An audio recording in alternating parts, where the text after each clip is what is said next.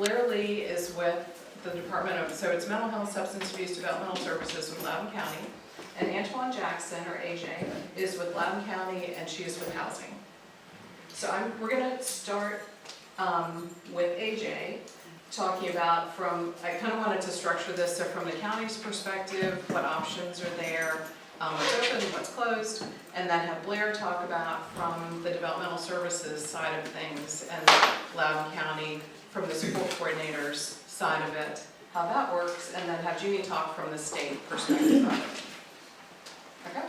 You got lucky because it was like Loudoun County Housing, Loudoun County Minute, and do-do-do-do-do. So actually, there are Sharpies, so if they want to write away, like I feel like there's a lot of terminology, and it would be great to make it really clear. Okay, for you guys. Okay. As she said, I'm Antoine Jackson, and I'm with, actually housing is a little bit different in Loudoun County. It falls under the umbrella of Department of Family Services.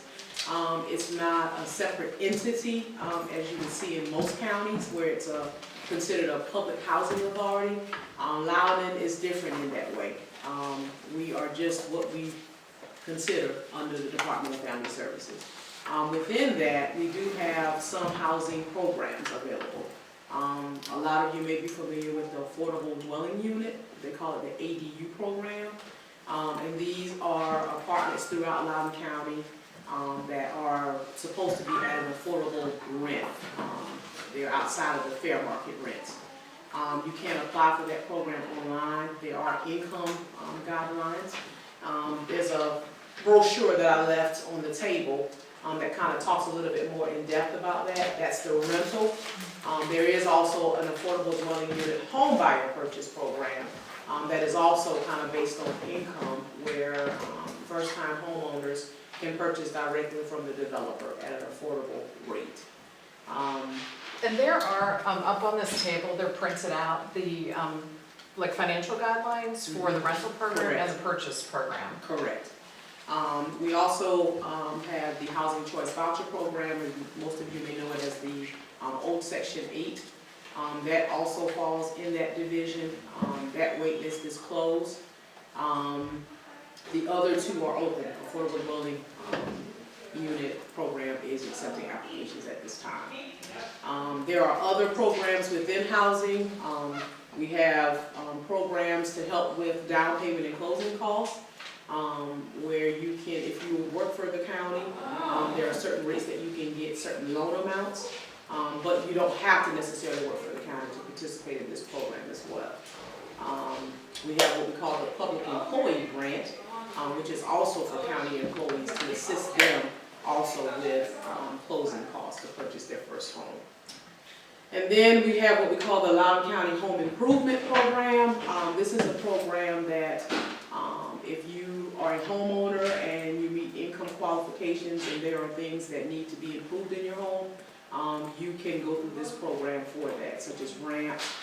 They have replaced HVAC systems, roofs, but there are certain income guidelines for that. That's through the Home Improvement Program.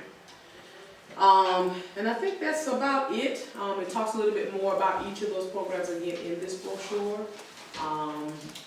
Right now, we are trying to expand housing opportunities through the county, working with developers to try to get more affordable housing programs up and running. It does take time. Of course, they have to be built, and then you have to kind of set guidelines for that. But I'd be willing to answer any questions that you may have.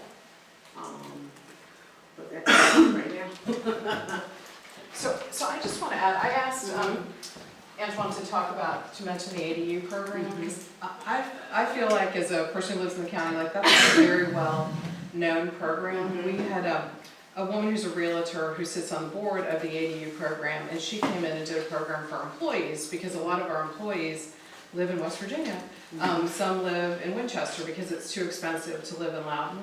And the program is actually a really great opportunity. I mean, I was talking to my teenagers to say, oh, like when you get out of college, like this could actually be a viable option for anybody to apply if you fall within those income guidelines and your credit history is the number that it needs to, your credit score is the number that it needs to be.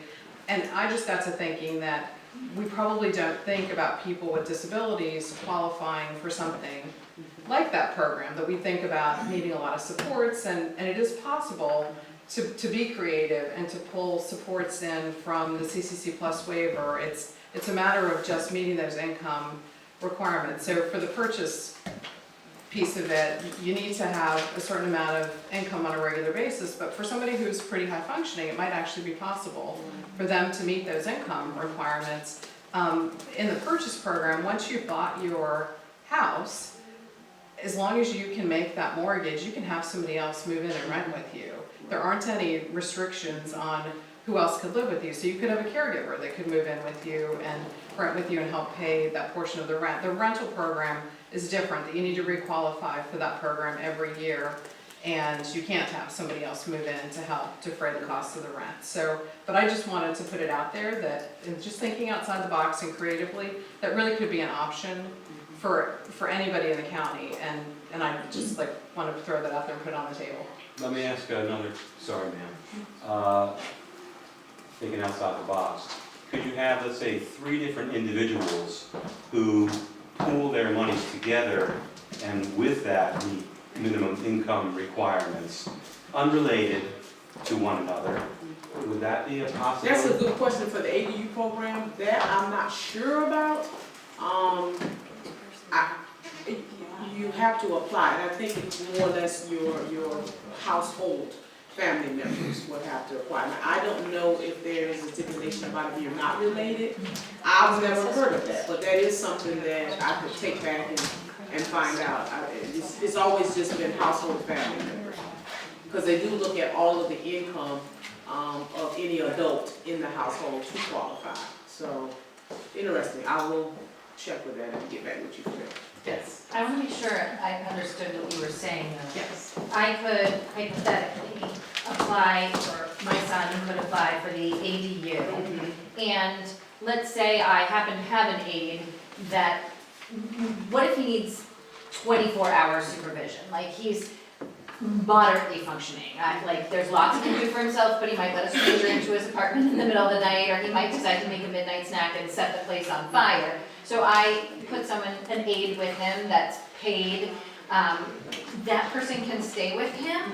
If it's a purchase program, if it's the rental program, then they care about That should be a reasonable. Yeah, reasonable Okay. accommodation. Oh, but yeah, if it's just an aid for safety, Right, yeah. right. You Okay. could apply for a reasonable accommodation, Okay. yes. Okay, great, thank you. I have a question. What if your household income is higher than what is listed here?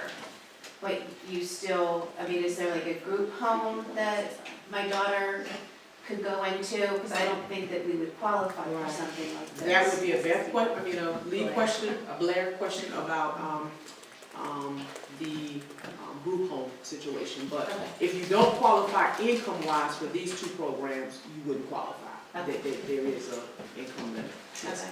Am I the one who's qualifying for an ADU, or is my son? It would be your son. So your daughter essentially. It's that person's income. That That person person's is not, income. I'm It's sorry, not I your got income. confused by It- the household. Right, So, right, it yeah. is Who's the, gonna she's live living with in the her? home, right? Okay, but she will not, she's lower functioning, so she will Okay. not work. Okay. So, She wouldn't She wouldn't qualify at all. qualify. She's She not wouldn't gonna meet- she wouldn't meet Right. minimum. So it has to be her income, but we are gonna talk about the other piece of the group homes and supported living situations. So, but don't necessarily say she wouldn't qualify. So Okay. here's some ways to think about that. Many of you, some of you, either have heard or will hear because of the upcoming workshops that Eddie's having about the ABLE account, right? The ABLE accounts are like 529 savings plans for college students, except rather than saving for college, you could be saving for qualified disability expenses that an individual with a disability might have. One of those qualified disability expenses could be housing. And in ABLE accounts, you're allowed to use the money that you get, or that, not that you get, but that you save, towards limited housing expenses. So you could actually use them toward rent without reducing the person's SSI amount. Normally, when you spend outside resources on housing, if you were to contribute to the person's housing, rent or utilities, you would reduce your child's SSI benefit by 30%, I think. But when you're using money that's been put into an ABLE account as a qualified disability-related expense, you don't have that SSI reduction.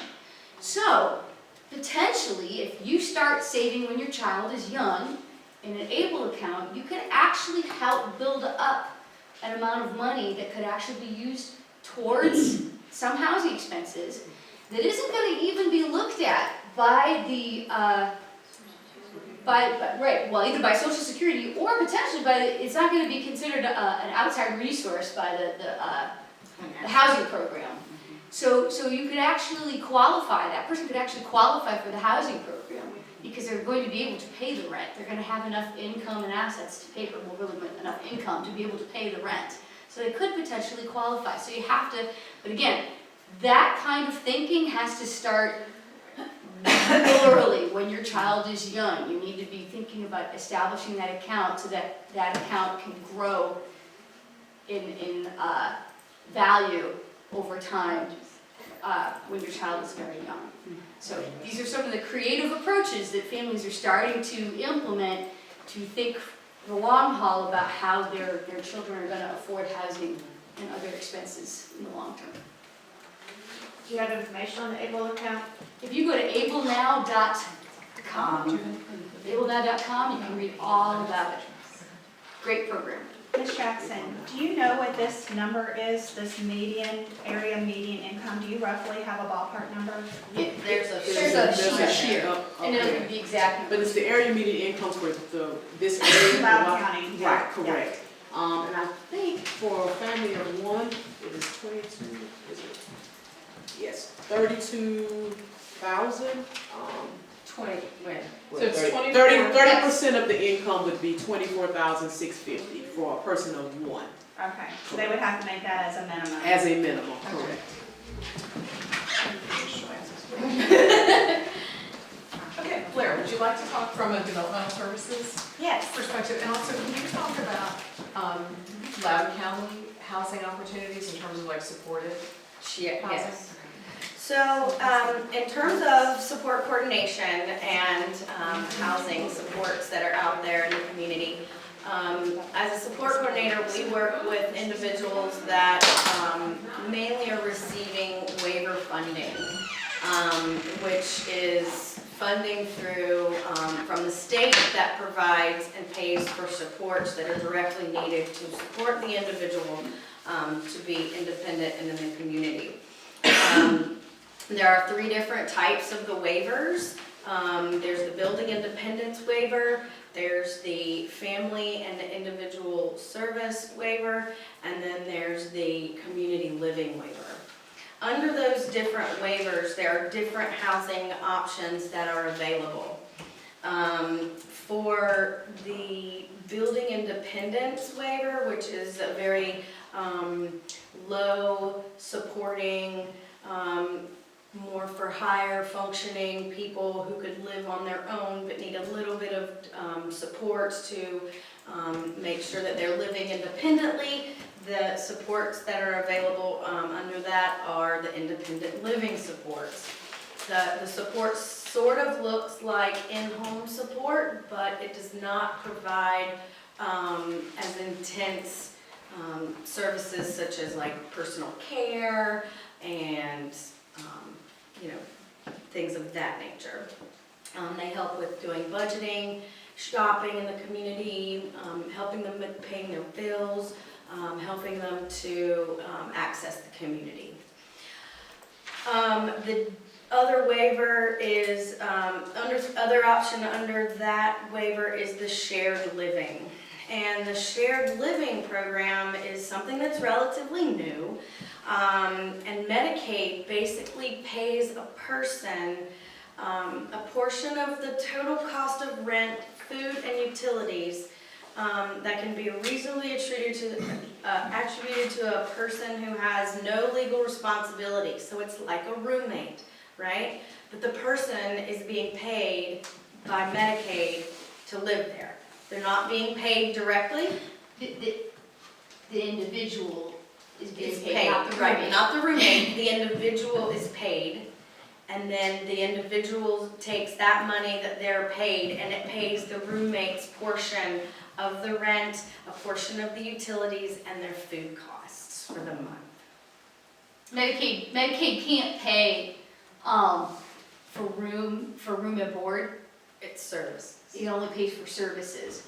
So this is sort of the way around that, is we basically pay the individual receiving the services for the roommate's portion of the housing and related costs, and they're not paying the roommate for the services either, they're just basically covering the roommate's costs for living there, Right. In exchange for. in exchange In for exchange. providing some informal supports. So it would be paying my son, technically. Yes.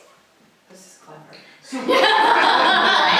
What is that called again? That's called shared living, and that service is offered under all three of the waivers. Shared living. Shared. So if you found someone who would qualify for that, then that person would contact Medicaid and apply? As long, if they have a waiver, they have to have one of those waivers.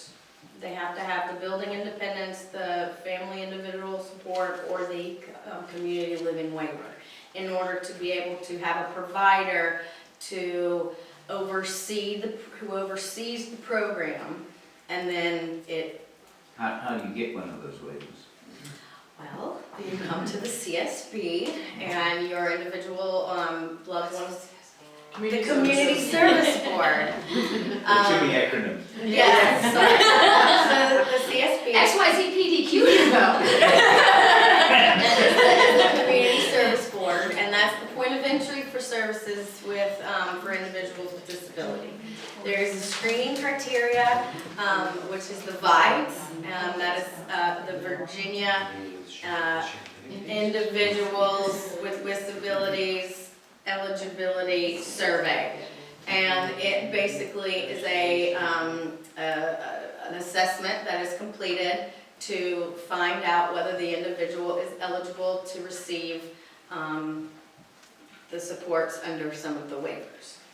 But it's really for ID and DD would be kind of the caveat with that. Correct. You do have to have a diagnosis of an intellectual or a developmental disability. Correct. But how, okay. Can you describe to me the kind of roommate that one might find out there? Like, what are people using for this very interesting roommate, for this shared living waiver? Well, it can't be a parent or a spouse or a guardian. Totally get that, nor do I want it to be. Funny that you should say this, last week we just presented on our roommate match program. I sit on a committee with Jeannie, the regional implementation team for supportive housing. And we have it's called the Roommate Match Program. It's like an iMatch program, and there's a website where you can enroll and put your help in the home, as well as offset costs for rent and utilities. There's creative ways. Folks have gone to their past teachers, special ed teachers, bus drivers, folks who they know in the community that they've had relationships for a long time, and said, are you interested, or do you know somebody, who might be interested? A lot of, Looking at natural supports is the best way to typically find someone to do that. It's very, very much of a challenge, obviously, for someone to walk into a situation. It's not just, a place to live. There are some responsibilities that come alongside with the supports that are there. and what you have to realize about shared living is that this roommate is a roommate. Right. They are not a personal care attendant. Right. So they're not providing Direct. lots of direct support with personal care needs. They're not providing skill building training all day, that kind of stuff. They really are there for companionship, fellowship, a prompt once in a while to, make sure that the person locked the door before they went to bed, that kind of stuff. But they're not supposed to be spending more than 20% of their time with the person engaged in those kind of personal care or skill building activities. It's really primarily a companionship, friendship, fellowship kind of relationship. So that's one of the rules of the service. You said it can't be a parent or guardian, but what about a sibling? Yes, siblings work, absolutely. Cousins are Cousins. okay. Yeah. So am I to understand, I'm trying to decipher through all of this.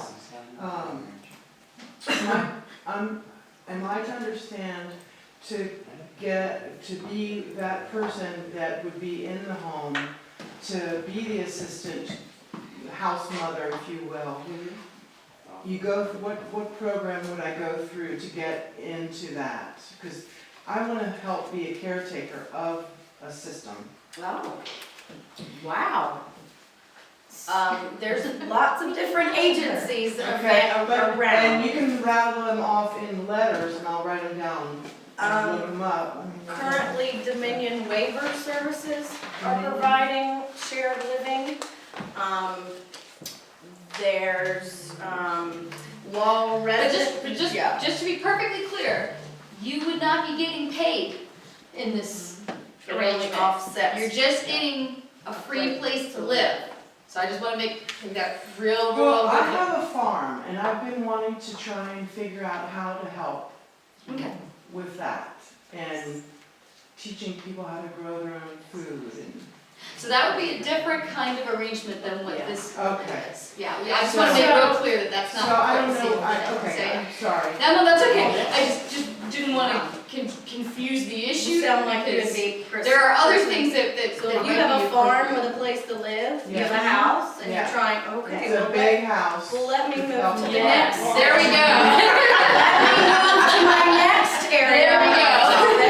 And that's called sponsored residential services. That's it. And you need to talk with Wall residents as they, and I think we have a representative in the back, if you would like to come forward. No, you don't need to come. No?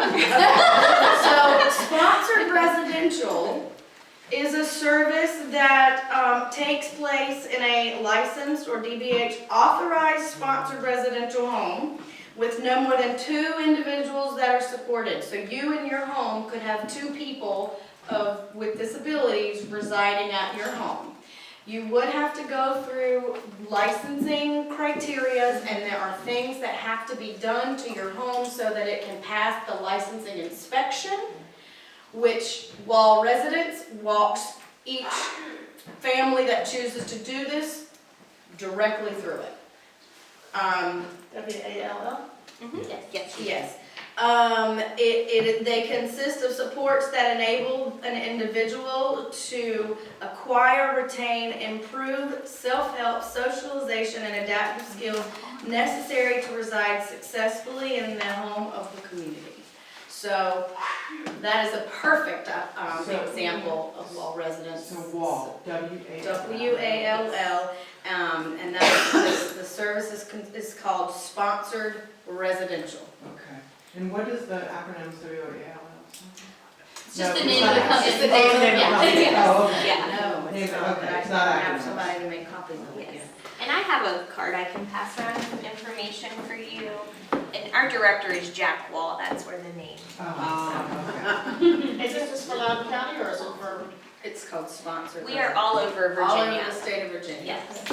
So with the waiver, the individuals receive, once you are a recipient of a waiver, it will never go away unless you terminate services, do not choose to have it continued after a lack of receiving services.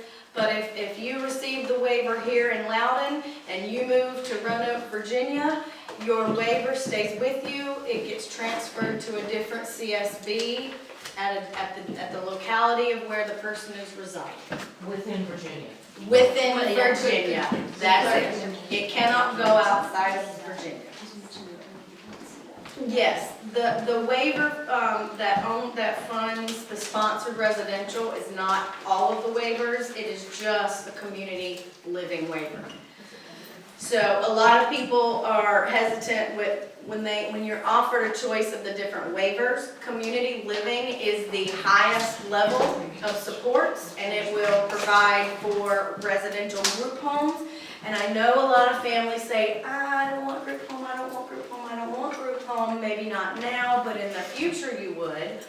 The big waiver that gets you the quote, quote, golden ticket is that community living waiver. It offers services for everything, I think, except the independent living, which as independent living you would not. But let's just be clear.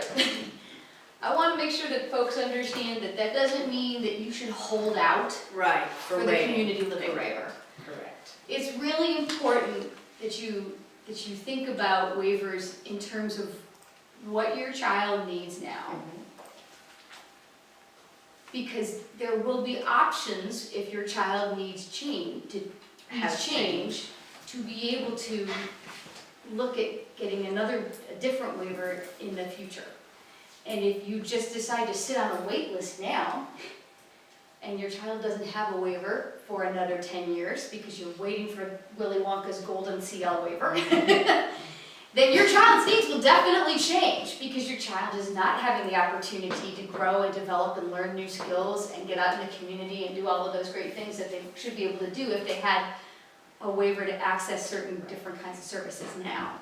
So I just want to make sure that folks don't try to game the system and be strategic about this and hold off for the golden ticket, and in the meantime their child's sitting on the couch waiting for something to happen for 10 years. So it's just, I always get worried when I hear people go, wait, I'm gonna hold off because I'm waiting for that next CL waiver to come up. That next CL waiver, you have to remember that the General Assembly is not funding as many CL waivers as they used to. What they're funding now is many more family and individual supports waivers and some more PI waivers. So if you're going to try to game the system, you're going to be waiting a very, very, very long time. So just consider those thoughts as you make choices, because I would hate for somebody to just sit there on the couch for many years if they could be enjoying something now. I have a question. So if my daughter, say, worst case, didn't get the waiver, can I pay for her to be in a wall house? Do you accept private pay? No, they have to have the community living waiver. Are there options for kids that may not get the waiver, that the parents can pay for their child to be in some kind of residential home? There may be, it depends on the provider, but to pay for a sponsored residential or a group home type of placement, you're generally looking at $80,000? $75,000 to $80,000 a year. Okay. Just And there are private group homes, but they accept, I would guess that, Private pay. private money. It's about the same price tag though, because Yes, it's they about are able to get waiver reimbursement rates so it's outrageously expensive. Yeah, Yeah. absolutely.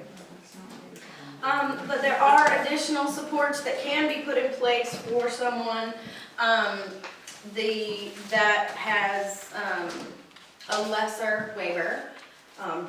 One of the building independence or the family individual supports, the FIS waiver as we call it. And that is the in-home services, and that's the individual receives supports in the home, personal care, medication, all kinds of daily activities, activities of daily living. It can be done by an agency or by a family member who utilizes consumer-directed services, and you can hire the person to provide the supports in the home directly to your loved one. Sorry. In terms of, Can we go back to sponsored residential for a minute? Yes.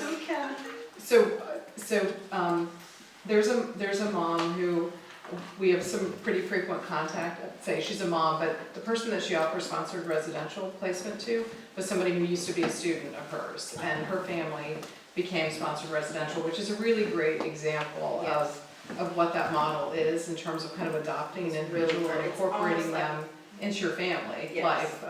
And so like the farm model fits into that perfectly.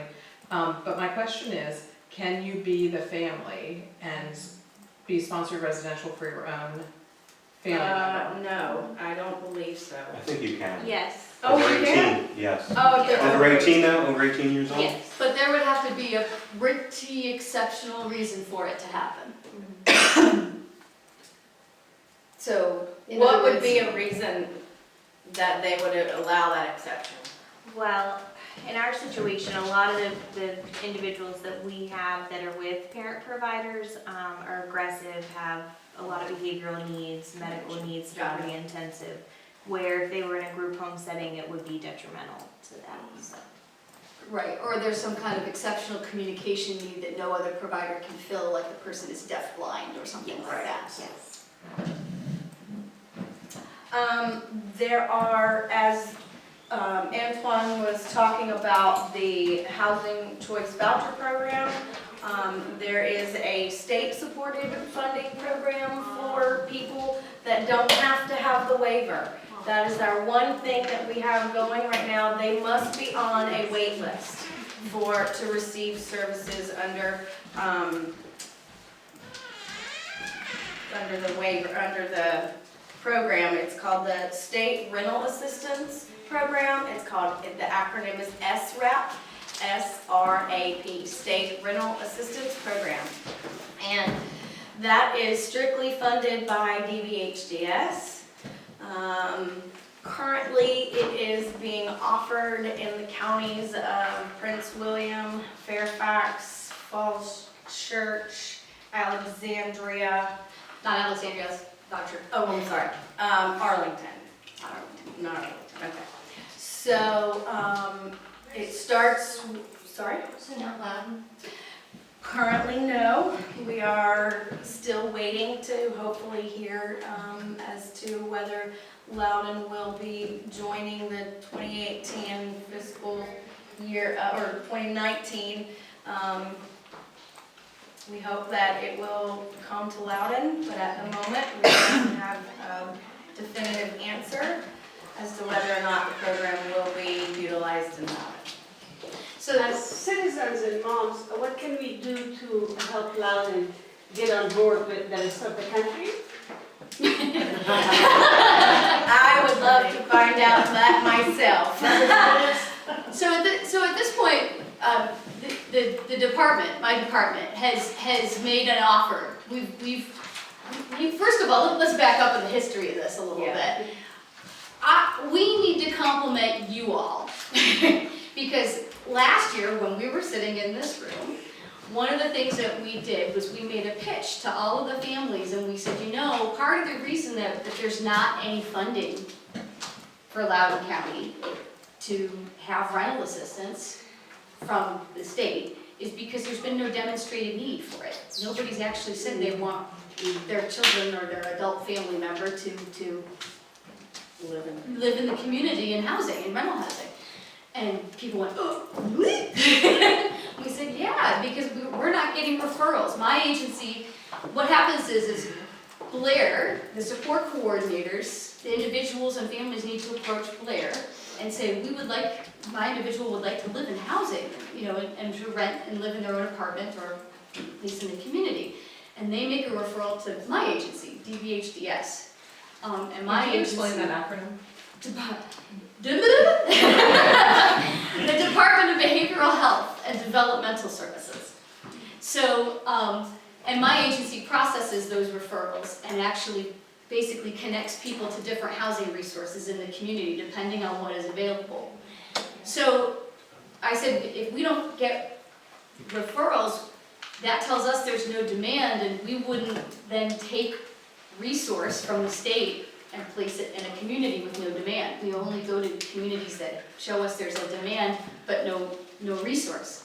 And we thought that families weren't going to support coordinators because their expectation was, there is nothing, so why ask? Right. But Even when you ask, they say, oh, there's nothing in Loudoun, have you, Right. go move to Fairfax. But here's the thing, you all took a leap of faith.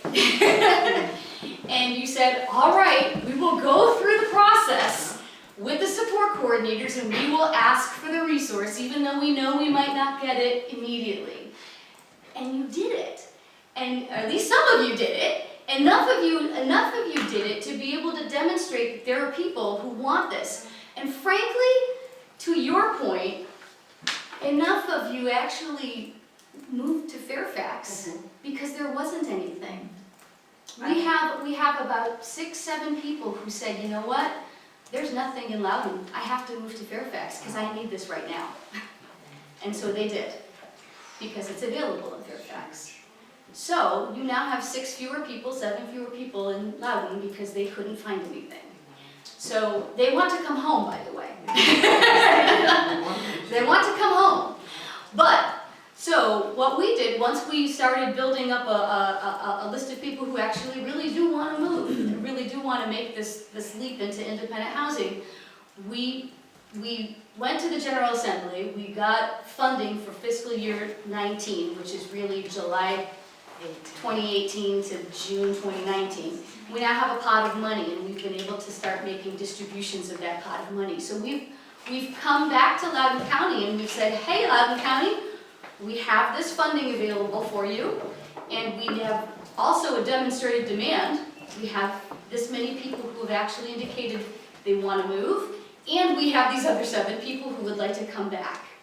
Would you be willing to work with us? Because the state, my department, doesn't really administer housing funds. We don't administer housing programs at the local level because it takes a housing agency like the Department of Family Services that has the experience determining people's incomes, going out and doing unit inspections, making sure that the units are appropriate and safe for people to live in, making sure that the unit rents are at the right rent level for the area. It takes people who have that experience and that infrastructure to be able to do that, to administer the program. We basically give them the money and we offer them an administrative fee and say, can you implement this for us if we fund you?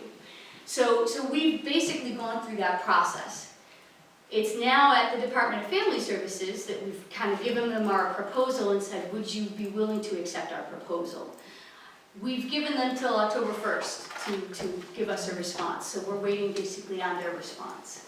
So we will see what they say. If they're willing to accept the proposal, then basically sometime by December 1st, we should start being able to see referrals being accepted and this moving forward. If they don't accept our proposal, then we'll have to see what the next year brings. I think we'll probably see more people going to Fairfax. But it's really, the state has made the offer of money based on your good response, and we have to sort of see where it ends up from there. So we talked to our support coordinators to try to say we're interested in this? Yeah, absolutely, and certainly let them know that this is something that you want to do.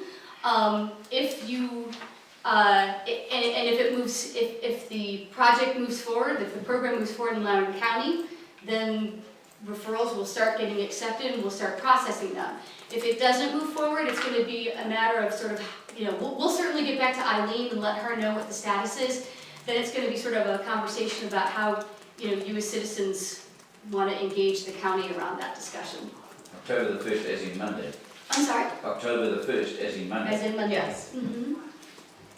Can I just clarify a few things? The Community Services Board here in Loudoun County, do you fall under the Department of Family Services? No. Your individual entity. The Virginia Individuals with Disabilities survey to get him eligible The is VICE. essentially. You need to ask for an assessment to see if eligibility, yes. Okay, and if I'm walking in or I call you, am I on a wait list to be seen for this, or is this pretty quickly and then there's a process at that point? So typically it's quickly, depends on, we have a person who is available, supervisors that can administer those assessments, and if you check as many boxes as need to be checked and the eligibility survey shows that you meet eligibility, you can typically be put on a list to be seen as, to have a support coordinator assigned to you. Okay. Eligibility is financial, primarily? No, it is a functional assessment.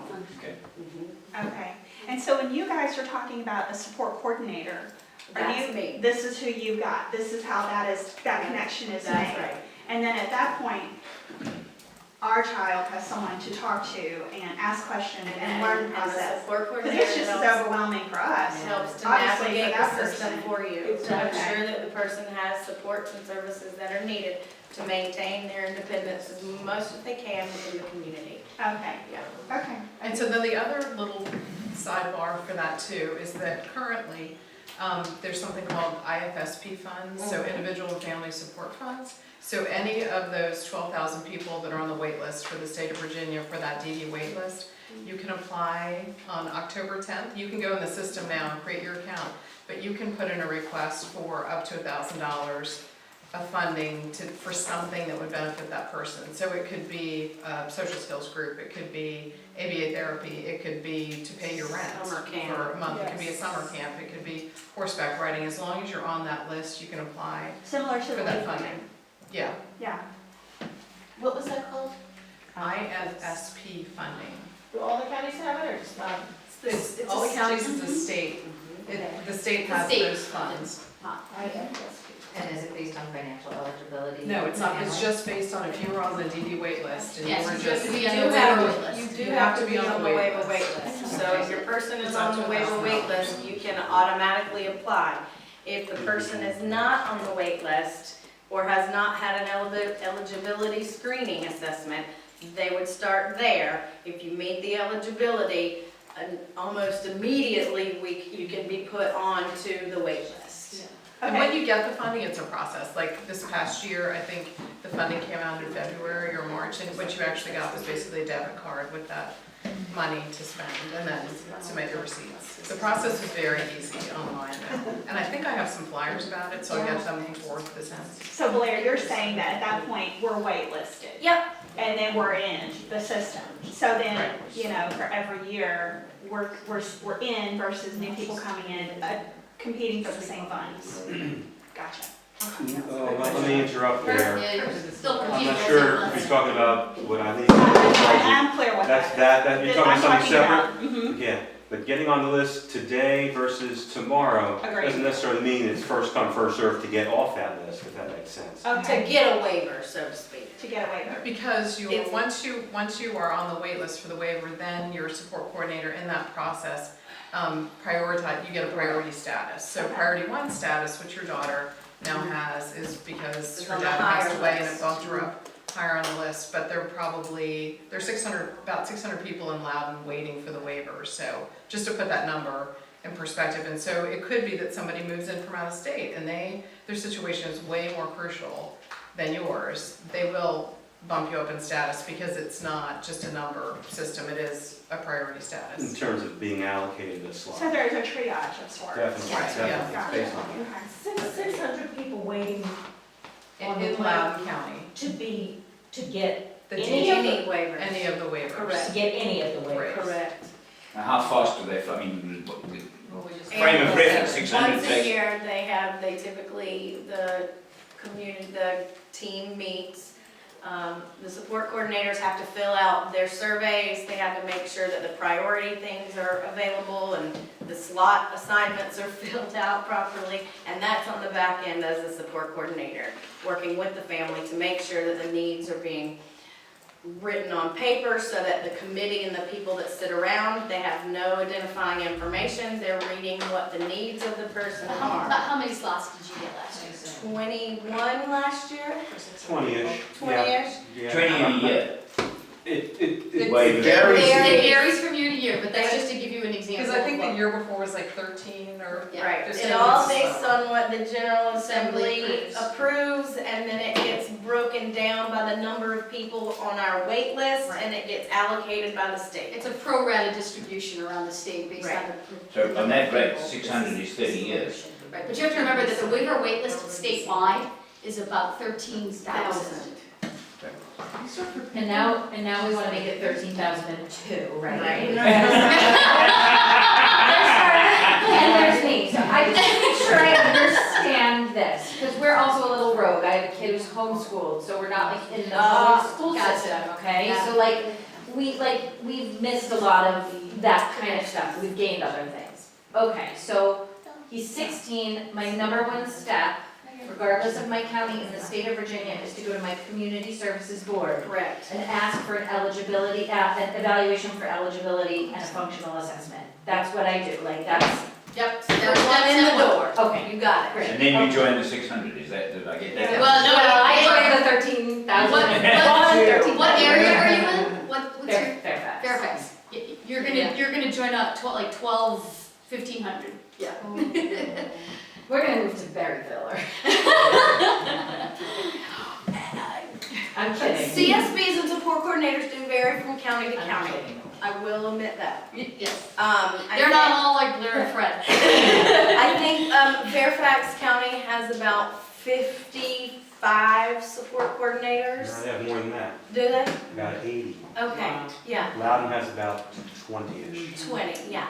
But it is really important, just to reiterate something that Blair said, that once you have that support coordinator, there was a time that the ID list and the DD list merged, and the support coordinators at the CSB didn't know a lot of the people on the DD waiting list. And so you need to know your support coordinator, and most importantly, they need to know about your child, because the more accurately they can write about your child on paper and know the needs, the better chance the committee has of understanding what that person's situation is. So if you don't take the initiative and keep up to date with them, it's tough. So like you need to help each other. The So- squeaky wheel gets the grease. It But certainly you're also does. saying, even if I'm 13,002, that there's this IFSP and there are other resources that I might be able to tap into. Just by being on the wait list, Yes, correct. There that's are awesome. supports, like I said, for the SRAP, you don't have to have a waiver.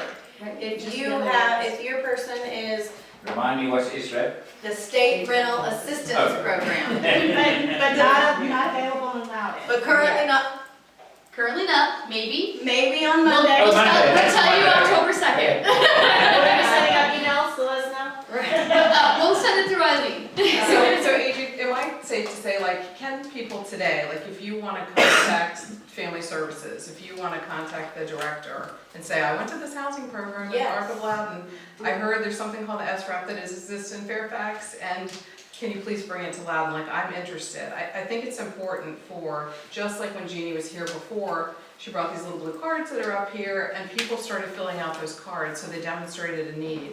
I think there's, it could be that this is more complicated to set up the system and put it in practice, but I think there's also that other side of it where I think that people in the county need to know if there's interest from consumers, like we just need to register our interest and our concerns to be part of that process and to be aware of opportunities.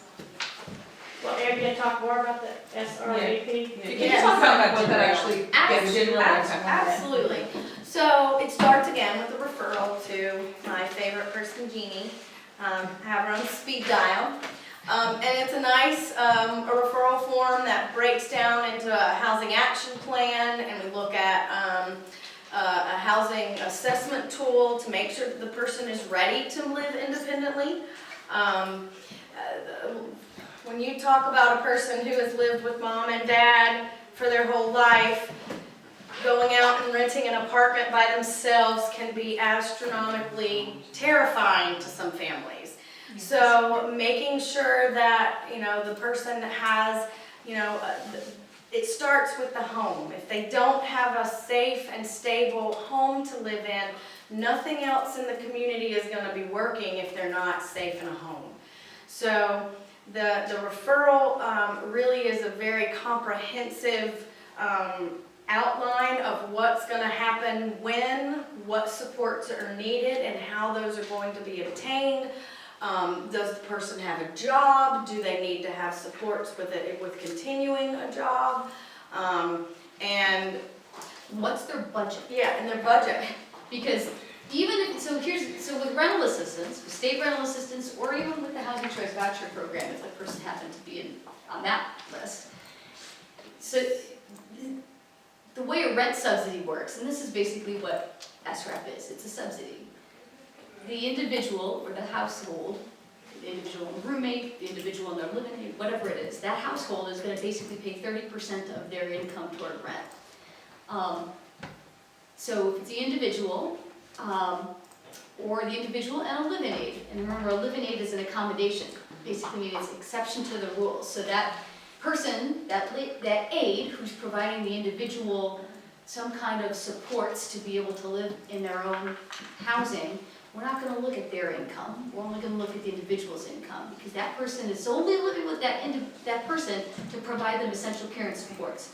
So we don't care about how much money that person makes, we only care about the individual, right? So that individual, we're gonna look at them paying 30% of their monthly income, adjusted, for some medical expenses and stuff, toward their rent, minus an allowance that's going to go toward their utilities. So they're gonna pay 30%. Let's do this on paper because it gets confusing.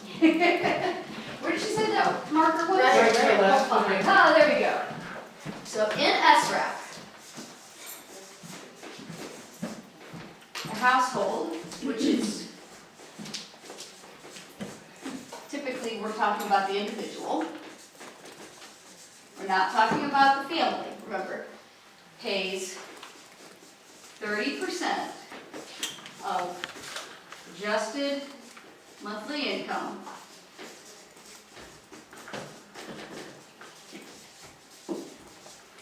for rent, minus an allowance for utilities. And what that means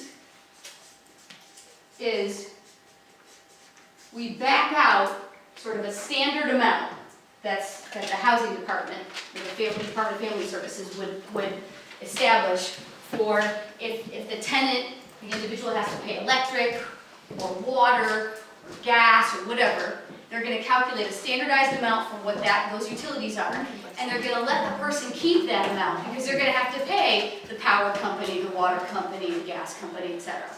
So when you're talking about a person on SSI, that's like $750 a month is their income. So about 30% of that's going to be about, let's just say, $250. So let's just say if they have to pay electric, water, and gas, that's probably for a one-bedroom apartment, that's probably $150, $200 is going to be what the established utility allowance that the DFS or Fairfax County Department of Housing would calculate. So 250 minus 200 leaves them paying $50 to the landlord directly for their apartment. The fair market rent, or the payment standard under the housing program, the state rental assistance program for a one-bedroom apartment in this area, I'm going to make up a number here, but it's probably pretty close, for a one-bedroom apartment is going to be about $1,600. So, $1,600 minus that utility allowance of, what did I just say, it was $150, so $1,600 minus 150, 1,600, 1,500, 1,550. That's the maximum rent that's going to be allowable for that person to find and contract for. So the individual is going to pay $50 toward that $1,550. The subsidy is going to pay the remaining $1,500 a month toward the rent. That's how the program works. So just so you understand how we get to what's subsidized in the state rental assistance program. How long is the waiting list for that? It is not. There is no waiting list in Fairfax County right now. Oh, that doesn't mention that. But it is not Fairfax County, and please, Fairfax How big is the waiting list now? My fingers are literally crossed up here. So how do you qualify for that?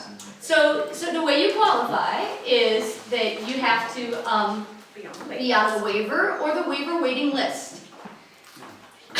You have to be what we call ready, which is why we go through that whole assessment process. We need to make sure that this individual can afford I mean, that's great that you're only paying $50 toward the rent, but if you're on SSI and then you're paying your $150 towards your utilities, so, there's $200 down the drain. So now you only have $550 to pay all your remaining expenses. So that's $550 for your food, for your cell phone, because you have to have a phone at home, for your renter's insurance, for your cable if you get cable or internet, for your transportation, because remember, mom and dad aren't driving you around everywhere, for your laundry. Because remember, in many apartment complexes, you're gonna be paying coin-operated or, card-operated laundry. That could be 30 or 40 bucks a month. For your personal care supplies, for your light bulbs and toilet paper and paper towels. So $550 doesn't get you very far, even if you have rental assistance. Right. So we make people go and actually do a budget. People look at us all the time like, why are you making me do that? Because if you don't, the first thing that will happen is, what did you not pay for this month? Food or utilities? And the moment that utilities don't get paid for, or the moment that the rent doesn't get paid for, you are on the path to eviction. And this program wasn't set up to try to evict people. I don't know how many of you have read the book Evicted, but it is a scary read. and we do not want to add people with disabilities to this category. So that is why this assessment is really, really important. So we go through that assessment, we make sure you can have a budget that's sustainable, we make sure that you can afford your upfront housing expenses, because the other thing that people often can't afford is, even with rental assistance, people on SSI aren't allowed to save anything, right? You can't save over $2,000 or you get eliminated from SSI and Medicaid. Well, you gotta have your first month's rent, you gotta have a security deposit, you have to have a move-in, often a moving, or what do you call it, holding fee. Holding fee, yeah. You often have to have a moving expenses, so if you're gonna be giving them the bed and other things like that, somebody's gotta move it. You have to have the application fee, you have to have the utility deposits, because this person's getting their utilities connected for the first time in their name. They're gonna have astronomical deposits and service fees. So there's all sorts of stuff up front that the person has to pay for that they typically don't have money for. We have a program for that. I'll cover it in a minute. We also have, and furniture and household supplies. We have to make sure that they have the supports in place, especially those of you who are have a family member on the waiver wait list. It is a no-go referral for us. If this person is telling us that they need 24/7 personal care and they're on the waiver wait list. It's like, how's that gonna happen? So you're telling me this individual's gonna live in their own place, they have no plan for how that's gonna happen, and they are on the waiver wait list and they have no care. Who does it work for? Well, somebody who is on the waiver wait list, but they have the CCC Plus waiver. And so they get 40 hours of personal care attendant. And that personal care attendant happens to live with them because they got an approval or they're going to seek approval for a live-in aid. So now that person can live with them rent-free and provides first, 40 hours of personal care. There are ways to make this work for certain people in some circumstances, but you have to get very creative about it. So that's why we go through that very intensive assessment up front to make sure that it's possible before we actually move forward. Jeannie, is there anything that would preclude someone okay, so we're gonna do the CSV, we're gonna apply for the waiver, check. You're gonna refer us to somebody maybe in Fairfax County, because our son wants to go to GMU, so that would be great. Okay, so now we're getting in with them, we've got a beautifully written up referral, he's really made strides to be independent, he's gung-ho for it. He's working at CVS making Perfect. $1,200 a month. Is this gonna, and we're trying to apply for SSI, but we've already been declined for that, because, autism is not, you got to prove autism, right? But, that's a whole other discussion. So anyway, let's just assume we don't get disability, and he wants to maintain his own employment. Is there anything here that would preclude us? Nothing, there's not a minimum, a maximum? He can't be above 50% of the area median income. Can I borrow your? Okay, so it's the same. So it's the same thing as that requirement with the Department of Housing and Community Development. Yeah. So in other words, if he made over approximately, if he's living alone, $41,050 a year, he'd probably be excluded. Okay, so you're saying that the same restrictions are for both? That the Commonwealth of Virginia entered into with the Department of Justice. And that settlement agreement was targeted to people who are either, people with developmental disabilities who are either coming out of segregated settings like the training centers, nursing facilities, things like that, and who are eligible for the Medicaid waiver for people with developmental disabilities, one of the 3 waivers that Blair just talked about, who are already receiving one of the 3 waivers that Blair just talked about, or who are on the wait list for it, one of the 3 waivers that Blair just talked about.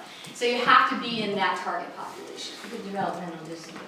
What- And waiver, either a waiver recipient or waiver eligible. Got it. Are you gonna cover, services for people without developmental disabilities, whose disability is mostly medical or primarily medical, physical?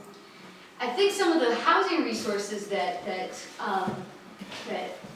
Antoine talked about would be available regardless of disability. Right. Okay, thank you. Can I ask what the physical disability might be? A neuromuscular disease and blindness. I'm not sure if that is considered a developmental disability or not in and of itself, neuro. No, I don't think it is. Okay. If it occurred before age 22, you might be able to, Well, Did it? they're both from birth. Yeah.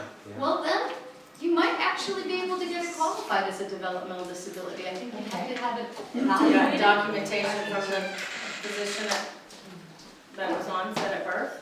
Oh, yeah. And then I would have it checked out. Okay. The worst you can be told And is it- no. And I was gonna say, and if it's led to significant delays or impairment in adaptive functioning, Oh, yeah. I would seriously have it looked into. Thank you. In other words, it'll meet Virginia's state code for the definition of developmental disability. Thank you. So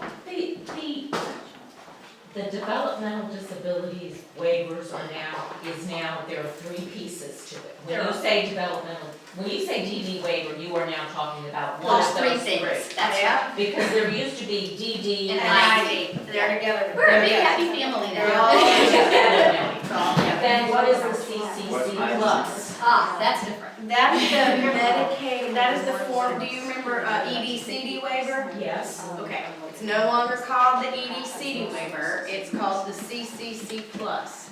Okay. And there are 6 MCO coverage plans. Managed care organizations. Managed care organizations that it's basically the new Medicaid for the people who were and are receiving supports under the ED/CD waiver, which is elderly, disabled, consumer directed. And there's some additional services that were added to that, so that it got expanded a little bit.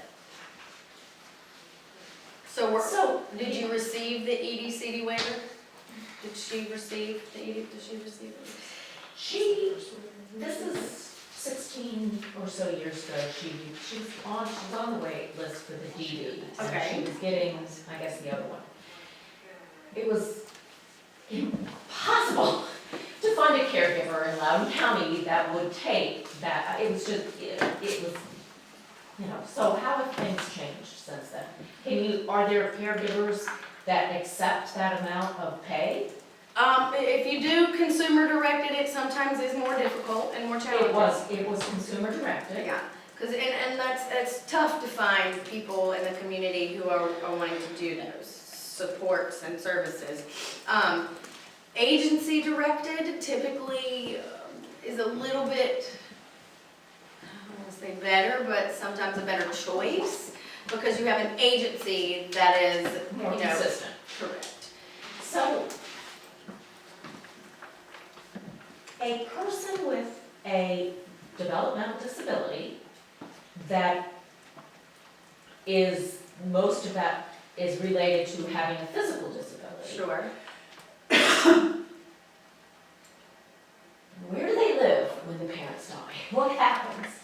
Well, there's a lot of places they can live. I mean, we can utilize the environmental modifications that can be made in the apartment units or in family homes. Somebody that needs somebody to be there all the time, they can't really be alone, I mean, for short periods, but they can't be alone. They can't, they need assistance, bathing and personal care and all of that kind of stuff. Well, it could be group home. You could also put the supports around her in the community in your So, unit or. and what I've seen is, again, kind of going back to how do you leverage the consumer-directed services with other things to be able to really make it reasonable and make it work. You can leverage consumer-directed services with the live-in aid proposition, so that a person is actually getting free housing at the same time they're providing consumer-directed services. So they're getting free rent, and they're getting paid. So they're really getting a better rate, although they're not getting paid. They're actually getting free housing. They're essentially getting the equivalent of, if it's a 2-bedroom place to live, they're getting half of a 2-bedroom rent, which in this area is probably close to, if not $1,000 a month, plus their consumer-directed pay rate. So that's a pretty good deal. You can also I'm sorry, a single person could be the live-in aid could be and the consumer-directed personal attendant. Yes. Mhm. So they get free rent and they get paid. Yes. The other thing is, you could establish that Able Now account, and you could use that to pay the consumer-directed personal assistance services provider on top of, not necessarily, you could be, now you can't supplement the Medicaid rate, that's illegal, Okay. but you could pay them for doing other services, or for, reimbursing them. You can reimburse them for their food, for the transportation, for all, lots of other things.